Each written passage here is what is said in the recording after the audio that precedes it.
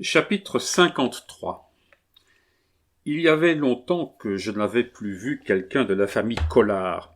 Madame Capel, qui était parfaite pour moi, et qui, dans les ridicules que l'on me reprochait, et que je possédais, je ne m'en cache pas, à un certain degré, faisait la part de la jeunesse. Madame Capel, en me présentant de Leuven comme un petit ami à moi, m'invita, pour faire plus ample connaissance, à un déjeuner qui devait avoir lieu le lendemain dans la forêt. Il fut convenu qu'à la suite du déjeuner, j'irais passer 2 ou 3 jours au château du Villers-Élon. On comprend que j'acceptais tout cela. La fête de Courcy se passa comme toutes nos charmantes fêtes de village avaient l'habitude de se passer, c'est-à-dire avec force danse et force rire. Je ne me rappelle rien de charmant comme ces retours à 10 ou 11 heures du soir, sous la voûte épaisse et tremblante des grands arbres. Au milieu du silence majestueux de la nuit, on eût dit une vue de l'Élysée antique, avec ses ombres se promenant muettes dans l'obscurité, car les ombres qui se promenaient dans ces Élysées terrestres parlaient si bas, qu'on eût juré qu'elles étaient muettes.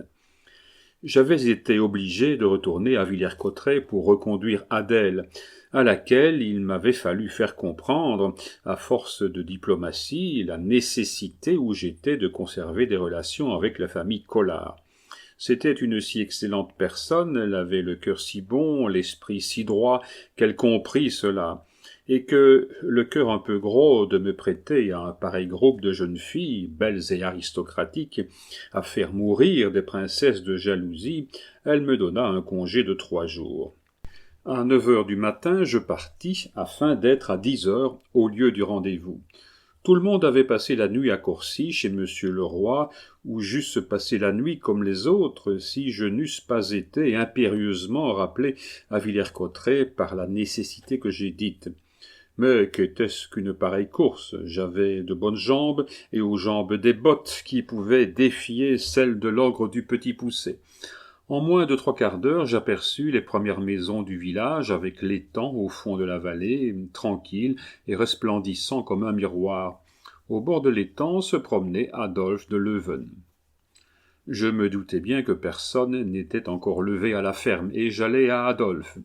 Il tenait à la main un crayon et des tablettes, et gesticulait, lui si flegmatique, d'une façon qui m'eût inquiété pour l'état de son esprit, si je n'eusse cru qu'il répétait une leçon d'armes.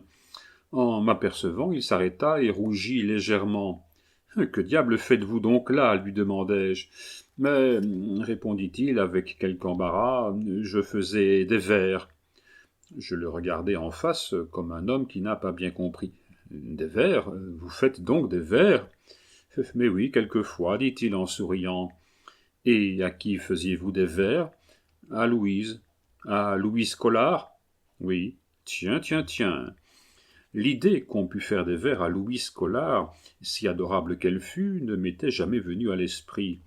Pour moi, Louise était toujours la charmante enfant, portant des robes courtes et des pantalons festonnés, mais pas autre chose.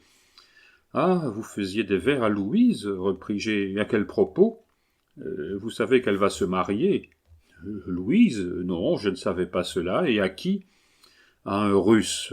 Comprenez-vous, il faut empêcher ce mariage. »« Oh, il faut empêcher ce mariage. »« Oui, et il ne faut pas permettre qu'une si charmante personne quitte la France. »« Ah, tiens, au fait, j'en serais fâché, moi, qu'elle quitte la France. Je l'aime beaucoup. Et vous? »« Moi, je la connais depuis 3 jours. »« Ah, c'est bien d'empêcher qu'elle ne quitte la France, mais comment l'empêcherons-nous? »« Je lui ai fait des vers de mon côté, faites-lui-en du vôtre. »« Moi? Eh oui, vous. Vous avez été élevé avec elle, cela lui fera plaisir. »« Mais moi, je ne sais pas faire de vers. Je n'ai jamais fait que des bourrimés avec l'abbé Grégoire, et il m'a toujours dit qu'il n'était pas bon. »« Ah bah, quand vous serez amoureux, cela viendra tout seul. »« Ah non, je suis amoureux, et cela ne vient pas. Montrez-moi donc vos vers. »« Oh, c'est un simple quatrain. »« Montrez toujours. » Adolphe tira ses tablettes et me lut ces 4 vers. Pourquoi dans la froide Ibérie, Louise ensevelir de si charmants attraits, les Russes en quittant notre belle patrie, nous juraient cependant une éternelle paix? Je demeurai émerveillé. C'étaient de vrais vers, des vers dans le genre de Moustier. J'avais donc devant moi un poète. Je fus tenté de saluer. Comment trouvez-vous mon quatrain demanda de Leuven. Ah, ma foi, très beau. Ah, tant mieux. Et vous allez le donner à Louise? Oh non, je n'oserais pas. Je l'écrirai sur son album sans rien lui dire, et en le feuilletant, elle trouvera mes vers. Ah, bravo. Et vous, que ferez-vous? À propos de quoi? À propos de ce mariage? Oh, moi, comme je ne me sens point capable de faire un quatrain de la force du vôtre, je lui dirai: « Ah, tu vas donc te marier avec un Russe, ma pauvre Louise, tu as bien tort, va. » Je ne crois pas, dit Adolphe, que cela fasse l'effet de mon quatrain. Je ne crois pas non plus, mais enfin, que voulez-vous? Chacun se sert de ses armes. Ah, si le Russe voulait se battre avec moi au fusil, je suis bien sûr qu'il n'épouserait pas Louise. Vous êtes donc chasseur? Un peu. Comment voulez-vous qu'on ne soit pas chasseur au milieu d'une pareille forêt? Eh, tenez, une poule d'eau! Et je lui montrai du doigt, en la mettant en joue avec ma canne, une poule d'eau qui nageait dans les roseaux de l'étang. Pon! C'est une poule d'eau, cela? Mais oui, d'où venez-vous donc que vous ne connaissiez pas une poule d'eau? Je viens de Bruxelles. Ah, je vous croyais parisien. Je suis né à Paris, en effet, mais en 1815, nous avons quitté Paris et nous avons été habités à Bruxelles, où nous étions depuis 3 ans, quand on nous a forcés d'en sortir, mon père et moi. Et qui vous a forcé d'en sortir? Mais Guillaume. Qu'est-ce que cela, Guillaume? Qu'est-ce que Guillaume? C'est le roi des Pays-Bas. Vous ne saviez pas que le roi des Pays-Bas s'appela Guillaume? Ma foi, non. Eh bien, il doit vous sembler moins extraordinaire maintenant que je ne sache pas ce que c'est qu'une poule d'eau. En effet, comme on le voit, nous avions chacun notre ignorance. Seulement, la mienne était moins pardonnable que celle de Leuven. Il grandit d'une seconde coudée dans mon esprit. Non seulement il était poète, mais encore il avait dans le monde une si grande importance que le roi Guillaume s'était inquiété de lui et de son père au point de les mettre tous deux hors de ses états. Et maintenant, lui demandai-je, vous demeurez à Villers-Élon? Oui, monsieur Collard est un ancien ami de mon père. Pour combien de temps y demeurez-vous? Ah, pour le temps qu'il plaira aux Bourbons de nous laisser en France. Ah ça, mais vous avez donc quelque chose aussi à démêler avec les Bourbons? Nous avons, dit en souriant Adolphe, quelque chose à démêler avec tous les rois. Cette phrase, jetée assez majestueusement, acheva de m'étourdir. Par bonheur, à ce moment, parut sur le seuil de la ferme toute la nuée rose et blanche de nos belles convives. 2 ou 3 charabans attendaient pour les conduire au lieu désigné. Les hommes doivent aller à pied. Le rendez-vous était distant d'un quart de lieue à peine du village. Une longue table de 30 couverts était dressée sous une voûte de feuilles à 10 pas à peine d'une source claire, fraîche, murmurante, qu'on appelle la fontaine aux princes. Toutes ces jeunes filles, toutes ces jeunes mères, tous ces petits-enfants semblaient des fleurs des bois, s'ouvrant à l'air, pleins de brise et d'arômes, les unes pâles et cherchant l'ombre et la solitude, les autres aux vives couleurs, demandant du jour, du bruit du soleil et des admirateurs. Oh, mes beaux bois, mes vastes ombrages, mes solitudes chéries, je vous ai revus depuis, mais aucune ombre ne glissait plus sous vos arceaux verts et dans vos sombres allées. Qu'avez-vous donc fait de tout ce monde charmant, évanoui de ma jeunesse? Pourquoi donc d'autres générations ne sont-elles pas venues, pâles ou roses, vives ou nonchalantes, bruyantes ou silencieuses, remplacer celles-là? Est-ce que cette efflorescence d'un instant a disparu à jamais? Est-ce elle qui manque réellement, ou sont-ce mes yeux qui ne voient plus? Le soir, on partit pour Villers-Élon. Tout était si bien distribué dans le délicieux petit château que chacun avait sa chambre et son lit, et quelquefois nous nous y trouvions 30 ou 40. J'ai raconté de quelle persécution nocturne le pauvre Hiro avait été victime quand il venait nous visiter au fossé. Cette fois, c'était à notre tour de les subir. Nos chambres avaient été machinées d'avance comme un théâtre de féerie. Le machiniste en chef était le médecin de la maison, Manceau. Il avait remplacé un vieux médecin de Soissons nommé M. Paroisse. Je dirai tout à l'heure à quelle occasion il l'avait remplacé. Les aides machinistes étaient Louise, Cécile et Augustine. Les victimes, désignées d'avance, étaient Hippolyte Leroy, Deleuven et moi. Hippolyte Leroy était à cette époque un jeune homme de 25 à 26 ans, cousin de M. Leroy de Corcy. Il sortait des gardes du corps et était secrétaire de l'inspection de Villers-Cotterêts. Il devint plus tard mon cousin en épousant Augustine de Violaine. Nos 3 chambres communiquaient. Nous montâmes dans nos chambres vers minuit et demi. Deleuven se coucha le premier. À peine fut-il dans son lit qu'il commença à se plaindre de démangeaisons insupportables. Son lit était saupoudré de cette substance que vantent les charlatans et qu'on appelle de la poudre à gratter. Ceux qui ne connaissent point cette poudre peuvent se rappeler la fameuse scène de Robert Macaire, dans laquelle les 2 héros de l'ouvrage trouvent une malle, et dans cette malle un nombre infini de petits paquets contenant une substance inconnue, dont la propriété leur est révélée par le contact. Au bout de 5 minutes, Adolphe Deleuven se grattait à lui seul comme Robert Macaire et Bertrand à la fois. Nous accordâmes à Deleuven la somme de commisération qui lui était raisonnablement due. Nous lui donnâmes le conseil de s'épiler de son mieux, de s'envelopper dans le rideau de son lit et de s'endormir sur un canapé. Puis nous regagnâmes nos lits à nous, bien convaincus que nous allions les trouver en tout pareils à celui d'Adolphe. Mais nous les découvrîmes inutilement, ils nous apparurent purs de toute préparation de ce genre. Nous nous couchâmes. Au bout de 5 minutes, Hippolyte Leroy poussa des cris aigus. En s'allongeant, il avait senti au bout de ses pieds un bout de ficelle. Il avait tiré cette ficelle et, en la tirant, avait dénoué un sac plein de grenouilles. Les grenouilles, rendues à la liberté, s'étaient hâtées de se répandre dans le lit, et c'était le contact de la peau animale avec la peau humaine qui avait fait pousser à Hippolyte le cri susmentionné. Hippolyte jeta ses couvertures en l'air et sauta à bas du lit. Les grenouilles sautèrent après lui. On lui avait fait bonne mesure, et il y en avait bien 2 douzaines. Je me croyais seul épargné lorsque, dans une armoire contre laquelle la tête de mon lit était appuyée, il me sembla entendre un grand mouvement. Mes yeux se portèrent sur la serrure. Il n'y avait pas de clé.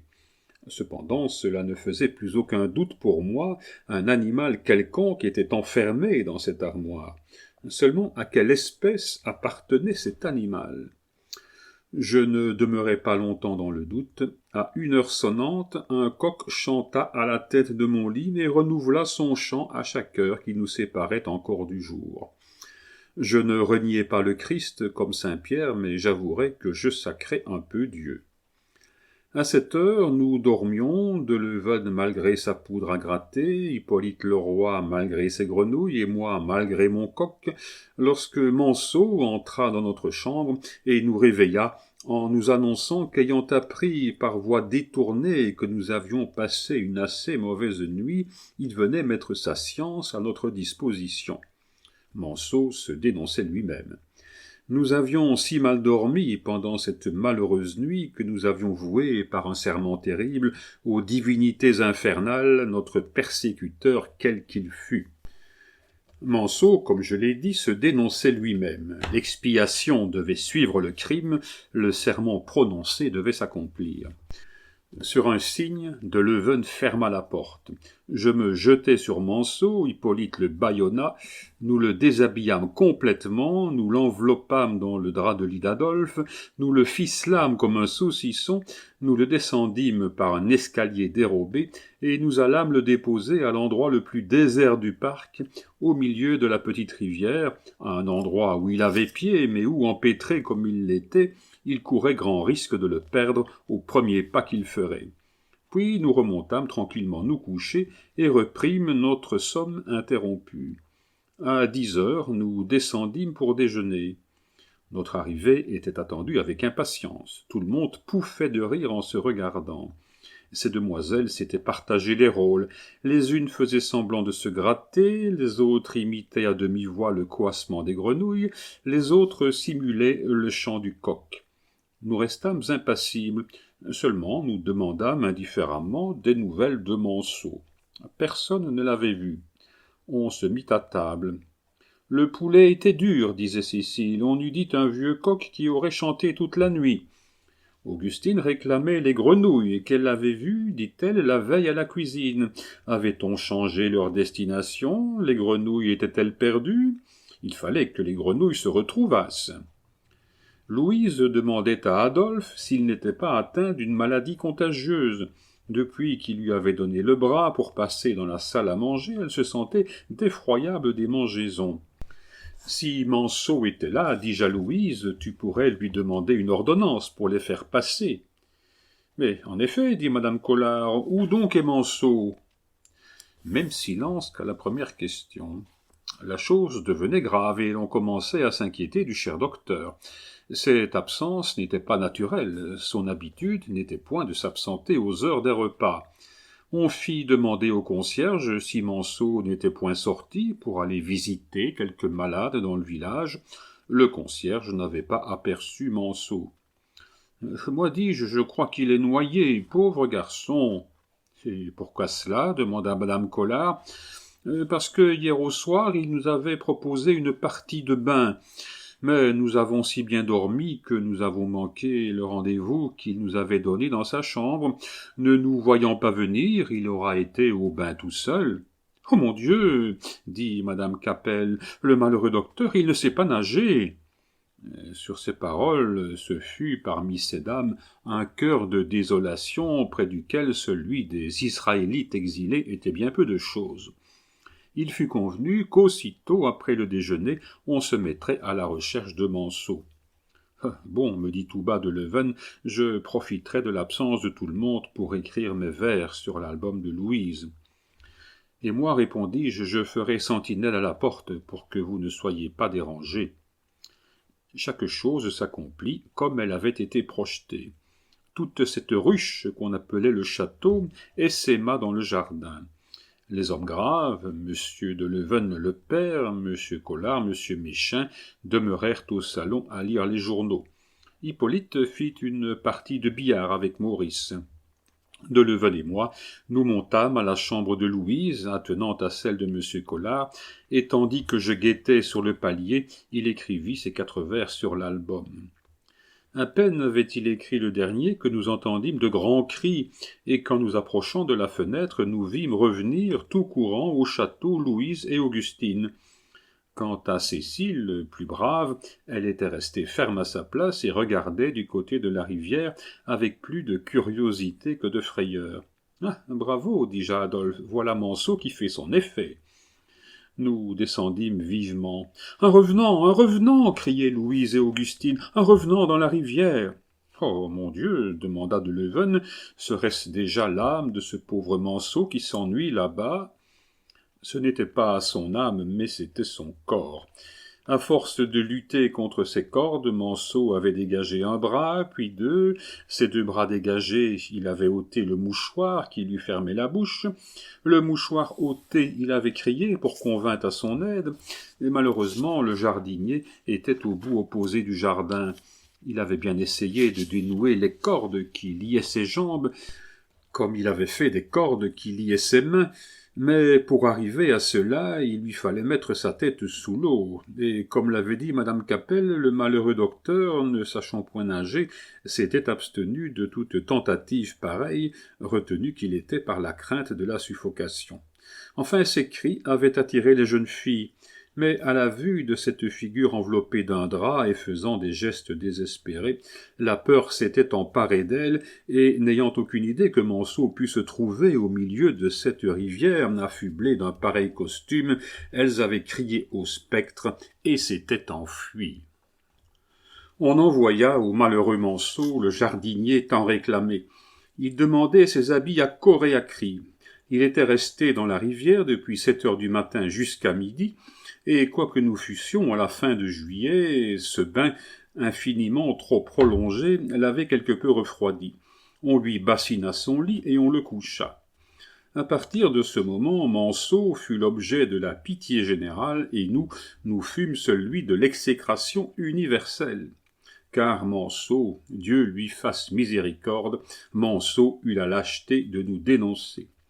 Deleven eut beau invoquer ses mains, rouges comme des écrevisses, et offrir de montrer le reste de sa personne, bien autrement rouge que ses mains.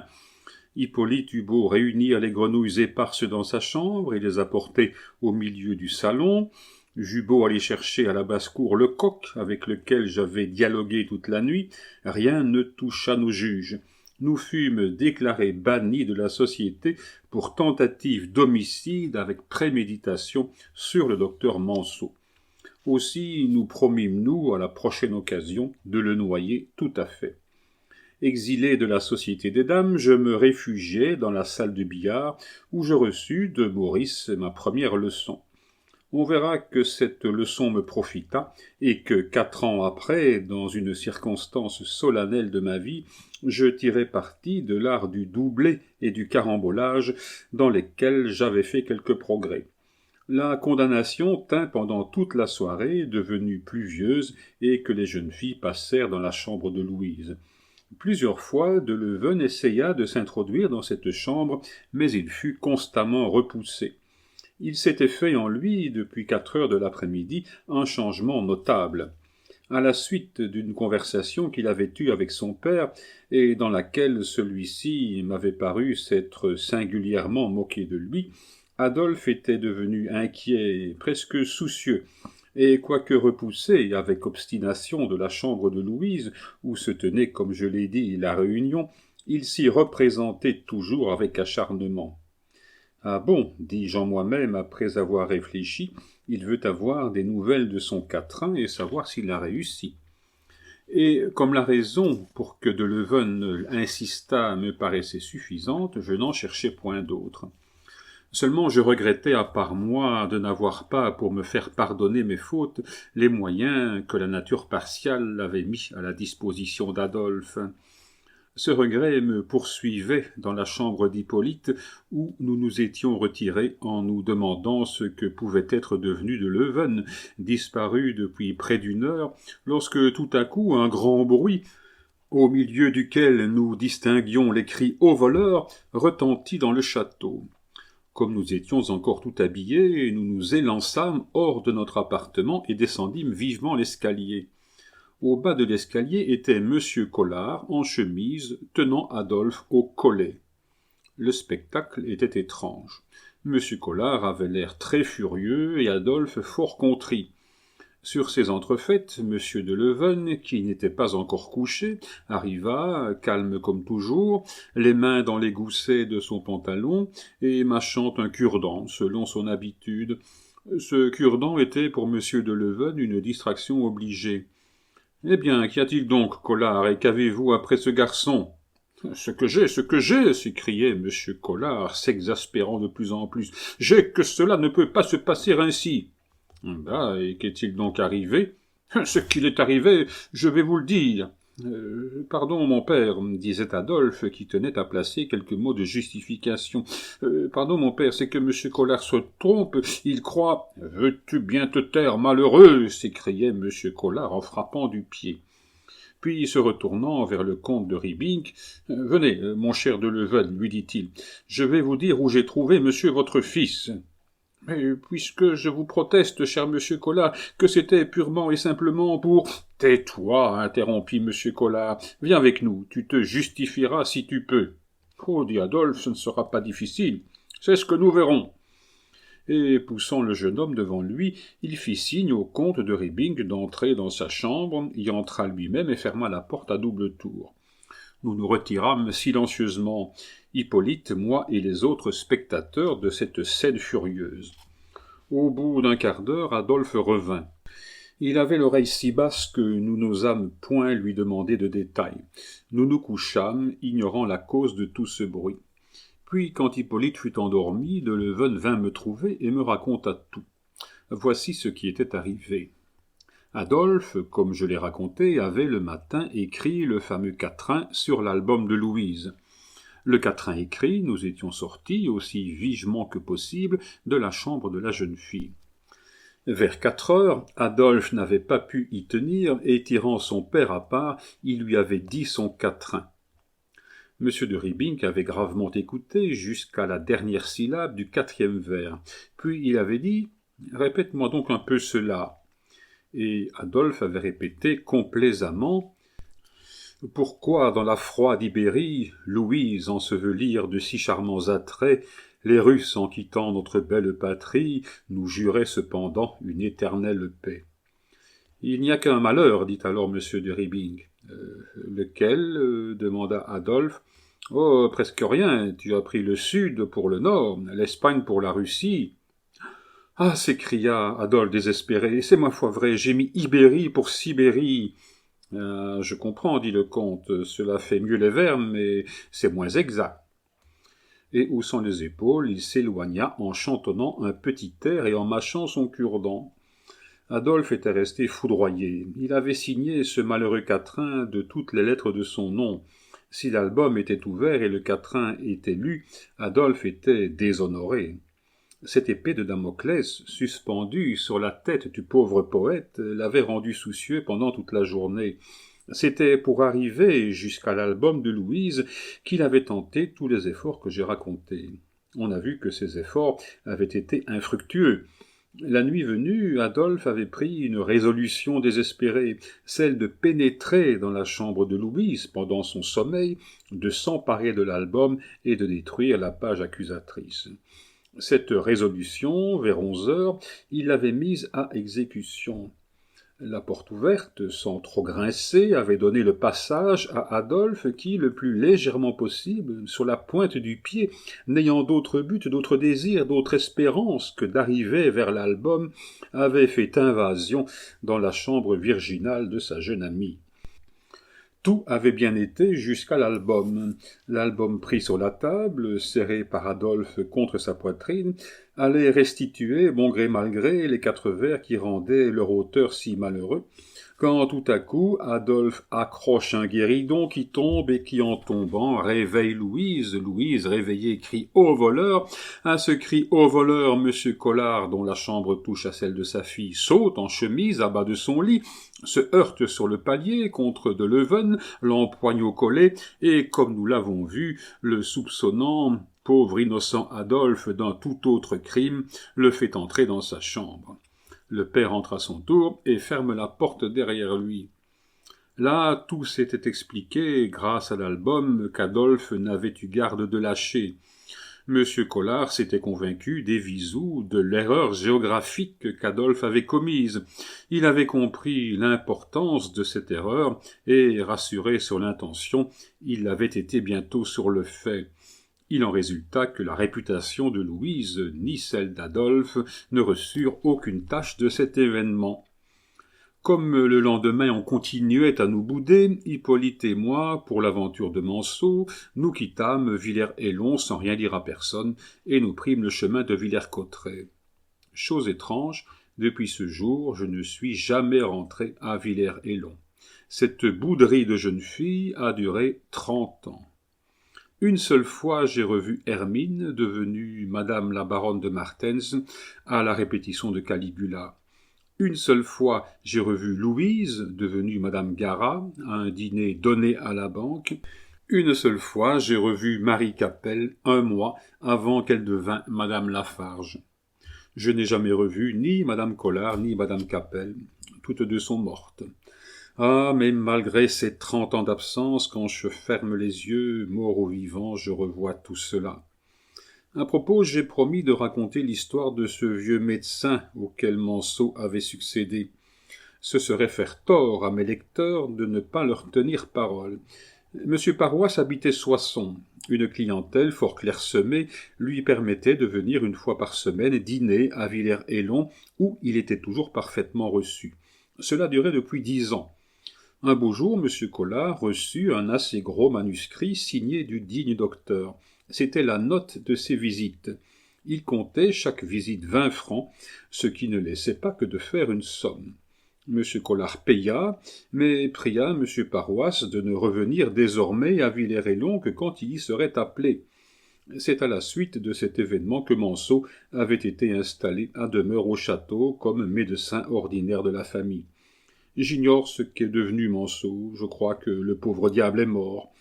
Heureusement, ce n'est pas des suites du bain que nous lui avons fait prendre.